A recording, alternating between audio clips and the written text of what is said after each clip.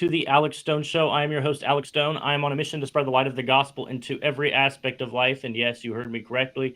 I did say every, including the things that most Christians do not like to discuss, such as politics. The political scene has changed tremendously in the past week or so.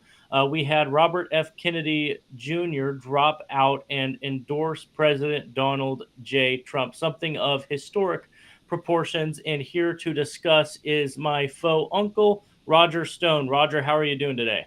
Great to be back with you, Alex. I'm glad to see your show's getting better and better and reaching more and more people. Well, it is growing tremendously. I was offered $130,000 to shut up about President Trump and the election. I said absolutely not, and because of that, my show decided to blow up, and people started to follow me. So I'm very glad that that happened. Probably the best thing that's happened to me since I placed my faith in Jesus Christ. Obviously, as I just said in the beginning, Robert F. Kennedy Jr. has dropped out to endorse President Trump. What do you make of this uncommon and really unexpected alliance between RFK and President Trump? I think it's extraordinary. I think it is potentially the beginning of a major historic realignment in American politics. Look, Robert Kennedy is a throwback to the old Democrat Party of his father and his brother, who both of whom were ardent anti-communists, both of whom were capitalists, both who believed in a strong national defense, both of whom believed in a silver-backed sound money dollar, both of whom had a deep distrust of the intelligence agencies and, as JFK himself said, the secret societies. I think he's talking about organizations like the World Economic Forum. Back in those days, it was, I think, speaking of the Trilateral Commission, the Council on Foreign Relations, and others. Now, I don't agree with Robert Kennedy on everything. I disagree with him on a few things. But if we have a thermonuclear war, it won't really matter what your position on abortion is, will it? I mean, we differ on abortion. I'm pro-life. He's not. But there are larger issues at hand here. The war being the first one. This administration, in two different theaters, has walked us right up to the brink of World War III. We don't even have any negotiations for a ceasefire or a solution going on in the Russian Ukrainian conflict, which is beyond belief. And of course, in the Middle East, the Biden administration has financed both sides. We froze over $100 billion in assets for Iran that they have used to restart their nuclear weapons development program, as well as financing terrorism by Hamas and Hezbollah. So we're very, very close to war. I don't think people realize how fragile the peace is, nor am I sure that they realize that Democrats will start a world war if they think that's the only way to stop Donald Trump from returning to the White House. And then two other key issues that Robert Kennedy mentioned in what had to be an agonizing personal decision for him, because he put his heart and his soul into his campaign. He worked very hard. He's an extraordinarily effective communicator, but he identified war, censorship, which really is the key issue, because if we can't communicate freely, then we can't solve any other problem. We can't identify, educate, and solve any other problem with the support of the American people. And then lastly, the gradual poisoning of our populace through the food that we eat, all of which is laced with all kinds of chemicals and other unnatural substances. I like to joke that for many years, I thought Hellman's mayonnaise was the only mayonnaise. By the way, their slogan, Hellman's, it's real mayonnaise. When I went to a barbecue or something, somebody would bring Kraft mayonnaise, I would bust their chops. There was only one mayonnaise. And then one day I read the label and I found out that there's all kinds of GMOs and other chemicals in there that I'm not interested in ingesting. When I started looking them up, every one of them is tied to some kind of illness.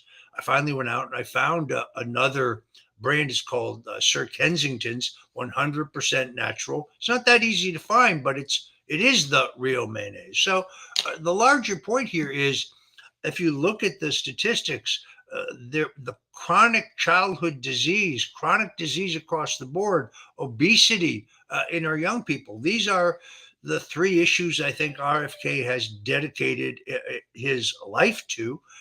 And I think he can have a very positive influence on President Trump. President Trump was never in favor of mandatory vaccinations. I think that Kennedy is going to be a great aid to him in helping him look at the entire process that's involved in the approval of drugs for marketing here in the United States. He clearly understands the deep state because sadly, the same institutions that killed John Kennedy and killed Robert Kennedy tried to kill Donald Trump in Butler, Pennsylvania, in my opinion, and they are committed to war, if it means violating two different agreements that we signed with the Soviets, the Budapest Memorandum and the Minsk Accord, both of which we committed not to push Ukraine into NATO. And then, of course, as I say, the war on censorship, which is probably the number one problem, because we can't even address those other problems. We can't tell people what's really happening if we can't communicate. Just because X, formerly known as Twitter, has been a much better, but not perfect, but much better free speech platform, does not mean that Facebook and Instagram and TikTok and all these other influential platforms are not still being censored.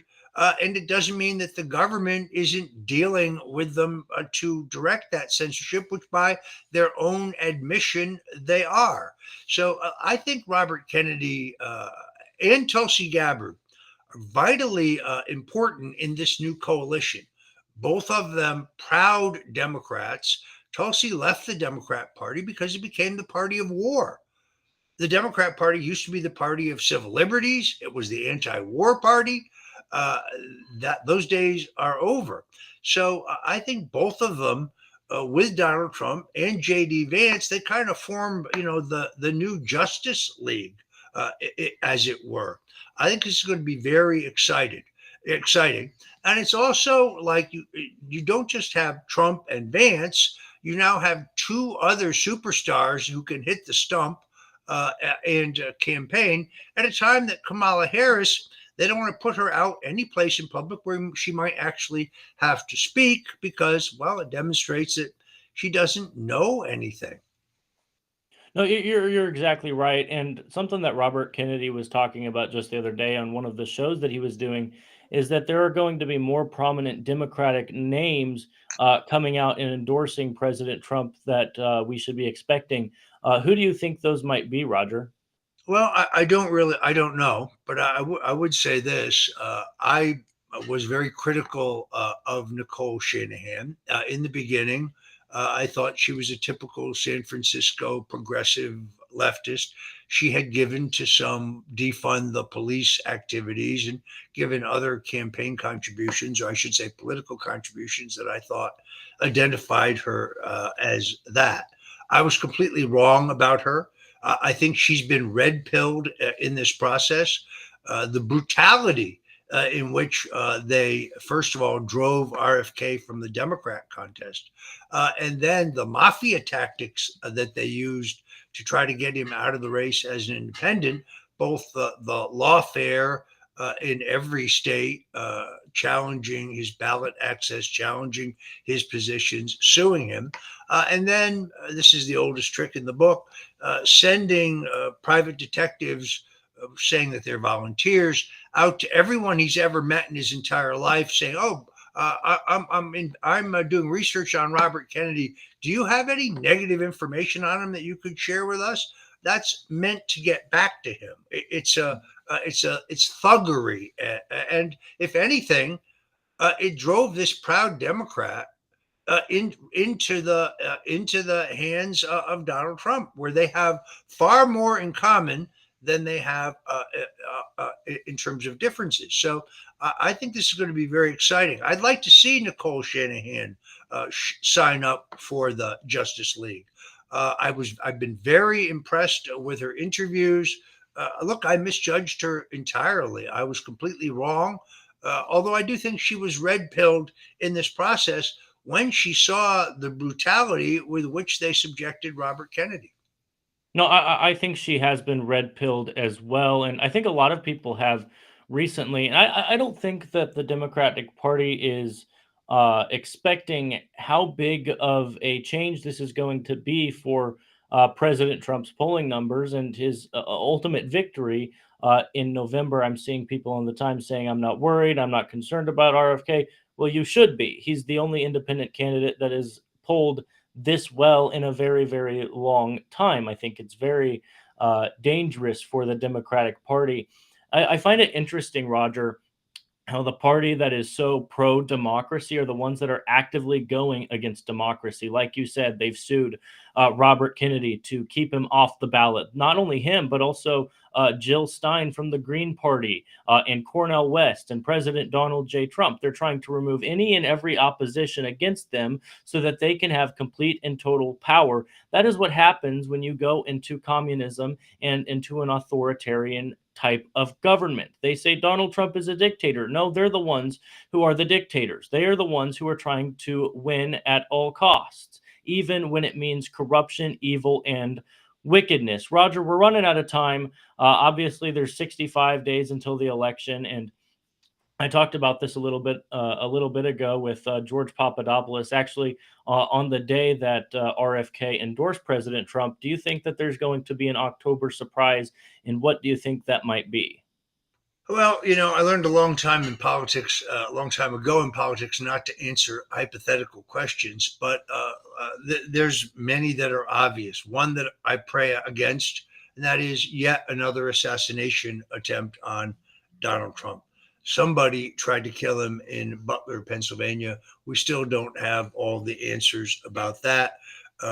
If you are a Christian, and I am, and you've read Samuel 1 and 2, uh, uh, specifically verses 15 and 16 of Samuel 1, but the entire story of the two kings, it seems to be an allegory for the current situation. If you think of Saul, who was the illegitimate king, whose kingdom was taken from him by God because he disobeyed God, and then David, the good king. Now Saul tried to kill David 3 times. And we don't know, of course, whether during Donald Trump's first term as president there was an assassination plot against him that was foiled, because they would not tell us that, and shouldn't, not wanting to motivate copycats. But this is my number one fear. Clearly, if you watch The President with Dr. Phil, President understands that God spared his life for a purpose, for a greater purpose. It's not about Donald Trump; it's about America.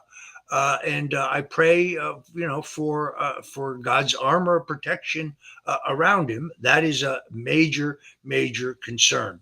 Uh, the president, I think, I think he's pretty fatalistic about it. His view is it's in God's hands. Well, that's not a bad place to start. But again, I pray for his safety. Will Joe Biden still be president by election day? Could he step down? He could, in order to elevate Kamala Harris to be our first woman president, thus a historic figure. That's pretty scary. Could they, if he refused to go, could they remove him under the 25th Amendment? I think they've already threatened to do that to get him out of the race, which means they could do it again. Or could he be assassinated, God forbid? Now, I wrote a book in 2013, The Man Who Killed Kennedy, The Case Against LBJ. There's no question that I document the involvement of the Secret Service and other elements of the federal government in that murder. I'm writing a book now on the attempted assassination of Ronald Reagan. Uh, and I will be able to make the same case there when the book is published. And there's just too many questions coming out of Butler, Pennsylvania. Nobody could be this incompetent. Nobody.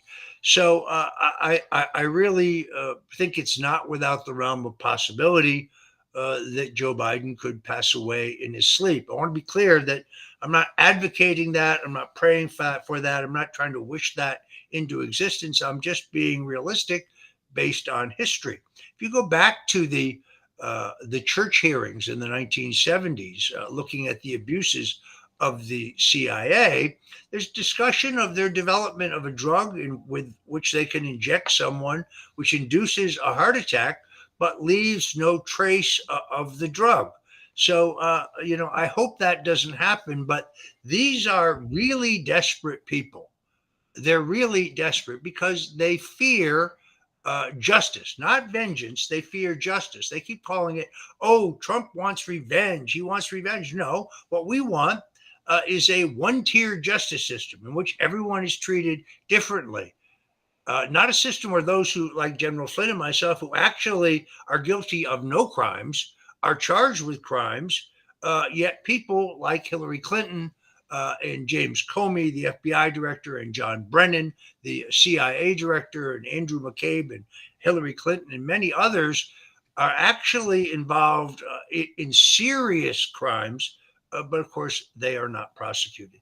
So these people are increasingly hysterical, increasingly apoplectic about the fact that Donald Trump could return to the White House, and therefore, sadly, I put nothing whatsoever beyond them. Lastly, why are we going to have a bird flu pandemic, or is it a monkeypox pandemic? Monkeypox.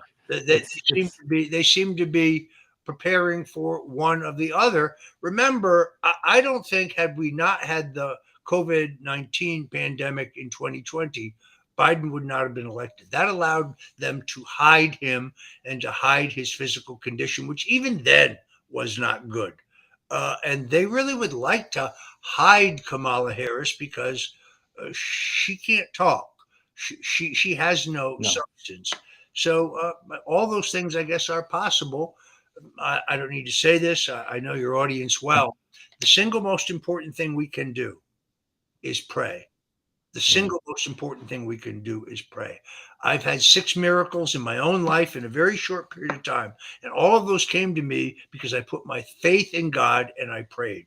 Now, I know liberals who will see this will laugh and think that's corny or it's an act or a head fake. Don't care what they think. I only care what he thinks. Amen. Absolutely. And Roger, thank you so much for taking time to come on my show. And as my shirt says, God wins. Roger, where can people find you? The best place to go, stonezone.com, stonezone.com. Check it out. From there, you can get to my daily show, The Stone Zone, which is on Rumble. You can also get to my 77 WABC radio show. We have a 3-hour political extravaganza every Sunday afternoon from 3 to 6. You can go to WABCradio.com, any place in the world, and listen to the show. Roger, thank you so much for joining. Guys, also, you can also support Roger by going to mypillow.com and using the promo code STONE. I always like to support Roger because of the deep state and what they have done.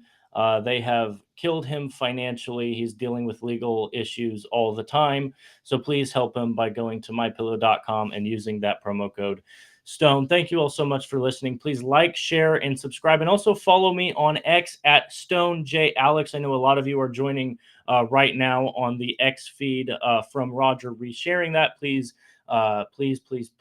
follow me at StoneJAlex. As I said in the very beginning of this show, people tried to come to me and they tried to bribe me to shut up about the election, shut up about President Trump. And I said, absolutely not.